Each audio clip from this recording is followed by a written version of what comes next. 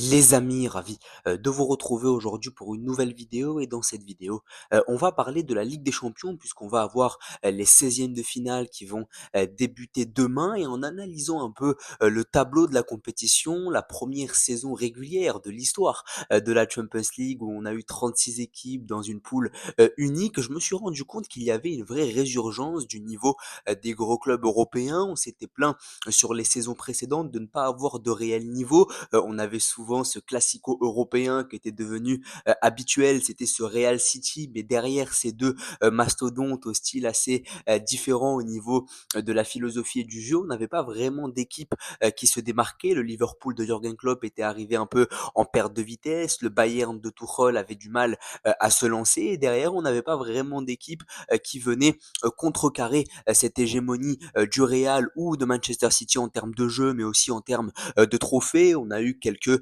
épiphénomènes comme l'Inter Milan, par exemple, comme Villarreal qui était arrivé en demi-finale en 2022, mais globalement c'était le Real et Manchester City qui se partageaient un peu cette hégémonie européenne sur les 3-4 dernières saisons, surtout le Real notamment, mais sur cette année j'ai l'impression vraiment qu'on a beaucoup de clubs qui sont prétendants à la victoire finale puisqu'il y a une vraie résurgence du niveau du football européen. Je ne sais pas à quoi c'est dû, je ne pense pas qu'il y ait un hasard avec la mise en place de la saison régulière en Ligue des Champions, mais en tout cas, on a un vrai niveau cette année, énormément de favoris, mais plus que des favoris, on a vraiment des outsiders qui, je pense, vont être capables de tirer leur épingle du jeu. Si on va par exemple, du côté de l'Allemagne, on se rend compte qu'il y a 3 potentiels vainqueurs. On a le Bayern, on a Leverkusen et on a le Borussia Dortmund. Alors Dortmund, ça peut paraître risible comme ça, étant donné la crise dans laquelle ils sont enfoncés depuis quelques mois désormais. Mais Dortmund, je le rappelle, c'est une équipe qui fait finale la saison passée. Alors elle a profité,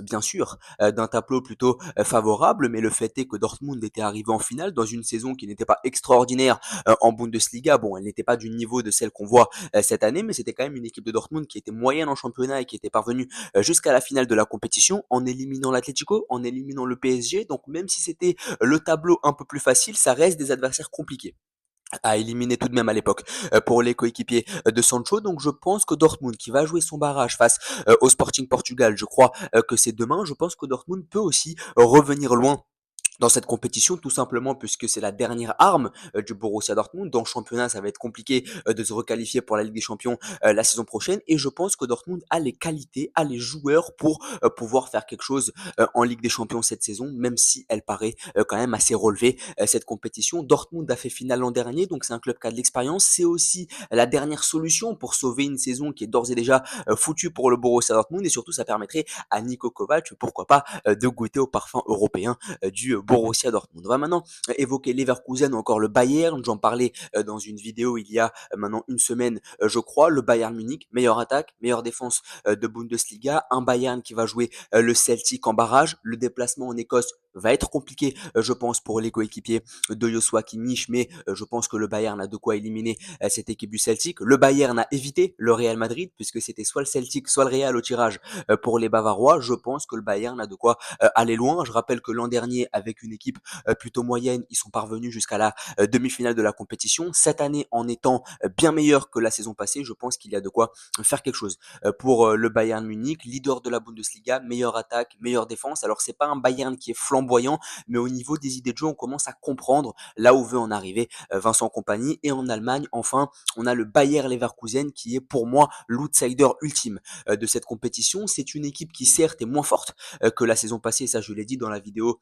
qui leur a été consacrée il y a une semaine maintenant dans leur concurrence avec le Bayern. C'est une équipe qui est moins forte, mais c'est une équipe qui a un collectif profondément qualitatif. On le voit avec Florian Wirtz, Grimaldo, Frimpong, Granit Xhaka. Il y a vraiment un collectif bien huilé dans cette équipe. Xabi Alonso a pu garder tous ces éléments. Même Boniface, qui devait partir en Arabie Saoudite en janvier, a fini par rester. Donc je pense qu'il y a de quoi faire quelque chose. Je rappelle quand même que Leverkusen, c'est une équipe qui a fini dans le top 8 de la saison régulière et surtout, c'est une équipe qui va pouvoir compter, sur des joueurs comme Florian Wirtz, comme Patrick Schick qui paraissent, à l'apogée de leur carrière alors qu'ils sont, plutôt jeunes. Donc ça paraît, intéressant. Là aussi, c'est une équipe qui a battu l'Inter, qui a marqué le seul but encaissé par l'Inter dans la saison, régulière. C'est une équipe qui a battu, l'AC Milan, donc c'est une équipe qui est tout à fait capable d'être présente lors des grands rendez-vous et je pense que c'est vraiment l'outsider ultime, de cette compétition. On parle maintenant par exemple de l'Angleterre. Si on va en Angleterre, on voit un Liverpool qui, n'a jamais été, aussi fort. Le Liverpool d'Arne Slot est tout simplement, terrifiant. Alors oui, les Reds se sont inclinés ce week-end face à une D2, en coupe, mais ça reste une équipe, de très très grande qualité. 21 buts, 13 passes décisives, pour Mohamed Salah en première ligue et je ne vois pas ce qui pourrait faire en sorte que la Ligue des Champions échappe à Liverpool cette saison. Je pense que c'est la meilleure équipe cette saison qu'on ait pu voir sur le vieux continent, leader de la saison régulière, leader de première ligue, meilleure attaque, meilleure défense. Je pense qu'on est sur une équipe qui est clairement la favorite de la compétition. Après, encore une fois, attention à ce statut de favori toujours, hein, parce que lorsqu'une équipe est toujours grande favorite d'une compétition, c'est rare qu'elle s'impose au final, mais je pense que Liverpool a de quoi gagner cette Ligue des Champions. Et ce Liverpool-là n'a jamais été aussi fort sur les 10 dernières années, je pense. À part le Liverpool de 2018-2019, peut-être. C'est rare d'avoir un Liverpool aussi fort. Il y a peut-être eu le Liverpool qui a gagné la Première Ligue dans un contexte de Covid-19 en 2019-2020. Mais globalement, ce Liverpool-là n'a jamais été aussi fort. On a un collectif huilé, on a des joueurs de grand talent, on a un Salah qui est sûrement à l'apogée de sa carrière et qui aura à cœur de faire une grande campagne de Ligue des Champions pour gagner le Ballon d'Or en fin d'année civile. Donc voilà, j'ai hâte de voir ce que ça va donner. En première ligue, il y a aussi Arsenal. Arsenal qui n'a encaissé, je crois, que 5 buts lors de la phase de la saison régulière. Ce qui m'inquiète avec Arsenal, c'est qu'ils ont cette réputation de loser. Je pense que tant qu'Arsenal n'aura pas gagné la première ligue, ça va être compliqué de gagner la Ligue des Champions. Je pense qu'il faut prendre les choses un peu par étapes, mais pourquoi pas. À l'image de Leverkusen, je pense qu'Arsenal, ça constitue cet outsider qui peut vraiment tirer son épingle du jeu. Et Manchester City, là aussi, c'est comme pour le Borussia Dortmund, c'est-à-dire que City va vouloir sauver sa saison avec la Champions League, mais ça va être compliqué pour les hommes de Pep Guardiola puisqu'ils vont affronter le Real Madrid en 16e. On aura déjà un des deux favoris dehors, mais cette saison, elle est particulièrement difficile pour City. En Ligue des Champions, tu as fait le boulot, tu as réussi à te qualifier très difficilement dans le top 24 en comptant sur une victoire finale qui a été très laborieuse face à Bruges, mais globalement, c'est difficile. Ils pourront enregistrer, je pense, le retour de Rodri dans les prochaines semaines qui va faire énormément de bien, mais globalement on est sur une équipe qui est en perte de vitesse, mais je les mets encore dans les favoris puisque c'est une équipe qui a l'expérience de la compétition et parce que ça va être le moyen de se rattraper vu que le titre en première ligue est d'ores et déjà perdu pour les hommes de Pep Guardiola et on a aussi Aston Villa en Angleterre qui va faire office d'outsider à l'image de Leverkusen, à l'image d'Arsenal. Je pense qu'avec le mercato qu'ils ont réalisé cet hiver, les Villains peuvent clairement essayer de faire quelque chose. Je rappelle qu'ils ne jouent pas les barrages puisqu'ils ont fini dans le top 8 de la saison régulière avec Rashford, Malen, Asensio. Je pense vraiment que cette équipe d'Aston Villa peut espérer quelque chose avec cette intensité inhérente à la première ligue qui pourrait faire beaucoup de mal aux équipes d'autres championnats. Si on va en Espagne, on a trois favoris évidents. On a une course à trois en Liga, 50 points pour le Real, 49 pour l'Atlético, 48 pour Barcelone après son succès hier face à Séville où Pedri, Rafinha, Yamal ont encore été extraordinaires. Ce Barcelone d'Hansi Flick est absolument incroyable. Ils ont fini deuxième de la phase de saison régulière. En décembre, il y avait eu quelques complications pour le club catalan. C'est vrai qu'ils avaient perdu à domicile face à Las Palmas. Ils avaient aussi perdu à domicile face à une autre équipe moyenne du championnat. Je crois que c'était Leganés. Ils avaient connu une fin d'année civile 2024 très compliquée, mais depuis 2025, il n'y a que des succès quasiment pour les Catalans. Aucune défaite enregistrée sur la nouvelle année civile et un collectif extraordinaire. Ça joue haut, ça met beaucoup d'intensité. Ce mélange entre les joueurs très espagnols et le jeu catalan et le jeu allemand, pardon, proposé par Hansi Flick, c'est très très intéressant. Là aussi, on le voit depuis le début de l'année, on a une attaque formidable avec Yamal, Lewandowski ou encore Rafinha et cette moyenne d'âge assez particulière où on a Lewandowski qui est très expérimenté, Yamal qui est très jeune, Rafinha qui fait un peu le pont entre les deux, ce milieu 100% Masia. Pedri n'a pas été formé à la Masia, mais pour moi, c'est comme tel. On a Pedri, on a Casado, on a Gavi, Fermin Lopez. Donc il y a une addition de talent qui est très très intéressante du côté de Barcelone. À l'Atlético, on a eu là aussi une fin d'année civile 2024 très intéressante. 15 victoires d'affilée pour les Colchoneros, ce 4-4-2 là aussi très très intéressant aligné par Simeone, cette doublette devant avec Alvarez, il y a Sorloth aussi qui peut rentrer dans la rotation, il y a Lino qui occupe ce côté gauche et qui apporte énormément dans les transitions offensives, un Griezmann qui est revenu à un très bon niveau et un collectif globalement très bien huilé, on l'a vu face au Real ce week-end. Et la transition toute faite avec le Real, c'est que le Real n'est pas extraordinaire cette année, il faut le dire, mais c'est un Real sur lequel il faudra compter, tenant du titre, toujours en forme à partir de février. Il faudra évidemment compter sur les Madrilènes en Ligue des Champions. Donc ces trois-là, ça ne m'étonnerait pas qu'on ait les trois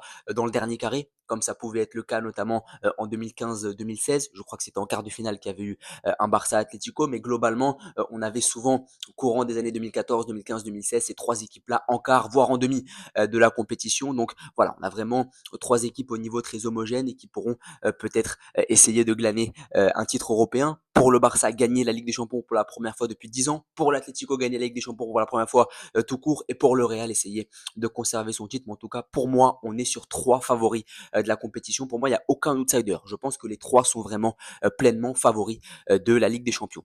En France maintenant, on a le PSG qui selon moi n'a jamais été aussi fort depuis très longtemps. On le voit avec Luis Enrique qui a enfin eu la main mise sur son collectif. On a l'impression que le départ de Mbappé a enfin été digéré. L'arrivée de Gvara va faire énormément de bien. D'ailleurs, elle l'a déjà fait avec cette super performance qu'il a réalisée face à Monaco vendredi. Ousmane Dembélé carbure à plein régime depuis le début de l'année civile. C'est le meilleur buteur européen depuis le début de l'année 2025. Et un Barcola qui est revenu à un bon niveau, lui qui a été très critiqué sur la fin d'année civile 2024 pour son irrégularité. On a Désiré Doué qui commence enfin à péter du côté du club de la capitale. Et on a un Luis Enrique qui a enfin la main mise sur son collectif. Comme je l'ai dit, cette doublette au milieu, Vitinha et Joao Neves, je pense qu'en Europe, il n'y en a pas beaucoup de ce talent-là. Il y a le retour de Lucas Hernandez, il y a le retour à un très bon niveau de Marquinhos ou encore de Donnarumma. Donc c'est extrêmement intéressant. Nuno Mendes qui est enfin inscrit dans le projet long terme puisqu'il a prolongé, lui à qui on a dit qu'il allait sûrement partir cet hiver, mais finalement il est resté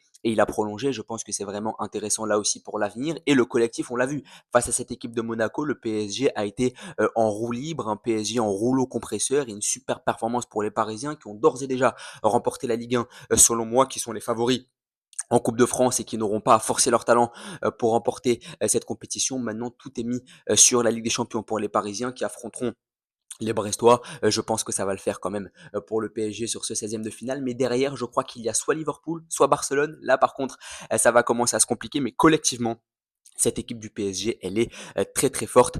Cette année, on a Monaco, mais Monaco, je les mettrai même pas dans les outsiders. Je pense que Monaco, cette saison, malheureusement, n'a pas le niveau. Je trouve que défensivement, il y a beaucoup trop de lacunes, il y a beaucoup trop de joueurs qui se sabordent, il y a beaucoup d'individualités qui ne sont pas au niveau.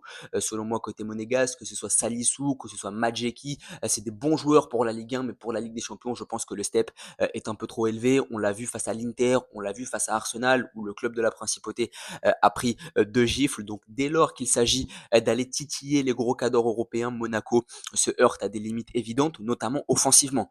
Offensivement, à part Akliouche qui surnage quelque peu, derrière ça me paraît plutôt moyen pour essayer d'inquiéter un cador européen. Mais maintenant ça reste à voir évidemment. Monaco va affronter Benfica. Selon moi, Benfica ça reste au-dessus. D'ailleurs, ils les ont battus 3-2 lors de la phase de saison régulière. Maintenant ça reste à voir. Pourquoi pas une épopée européenne? Monaco nous avait habitués à aller loin en Ligue des Champions. En 2015, ça avait été le cas. En 2017, dans le contexte de l'éclosion de Kylian Mbappé. Mais globalement, ça me paraît plutôt moyen quand même pour Monaco pour aller espérer quelque chose. Déjà, éliminer Benfica, ce sera un step. Ensuite, en huitième, gare à ce qui pourrait tomber sur les Monégasques parce que ça me paraît beaucoup trop faible défensivement. Les individualités ne sont pas assez fortes. Et devant, je pense qu'il y a beaucoup trop de limites. Mika Bieret a des qualités, mais je ne pense pas que ce soit le 9 qui puisse te permettre d'aller chercher plus loin que les huitièmes de finale. En tout cas, pour l'instant. Si on parle en Italie, on a l'Inter Milan qui était finaliste en 2023, qui a été éliminé l'an dernier dès les huitièmes par l'Atlético. Mais selon moi, si l'Inter était passé face à l'Atlético,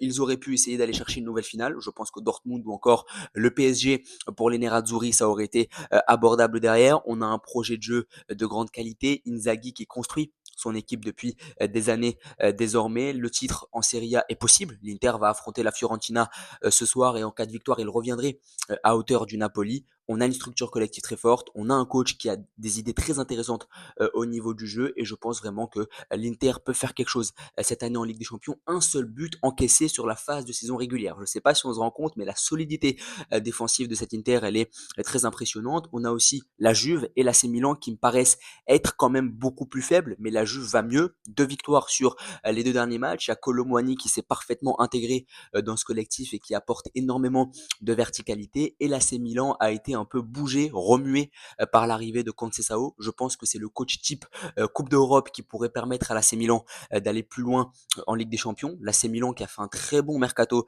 hivernal, à l'image de la Juve qui a pris Kolo Muani, mais l'AC Milan a pris Joao Félix, l'AC Milan a pris Santiago Jiménez de Feyenoord, qui retrouvera d'ailleurs son ancien club lors du barrage des 16e de finale. Donc on a un mercato hivernal qui est intéressant, on a un coach qui a amené du caractère, un caractère qui peut servir en Ligue des Champions. Donc pourquoi pas voir ces équipes de l'AC Milan aller loin dans la coupe aux grandes oreilles, mais la Juve et l'AC Milan me paraissent plus faibles que l'Inter et je pense que si l'Italie doit miser sur un cheval sur cette Ligue des Champions, ce sera évidemment sur l'Inter Milan. En tout cas, n'hésitez pas à me donner votre favori, à vous abonner, à liker et à partager. Merci beaucoup.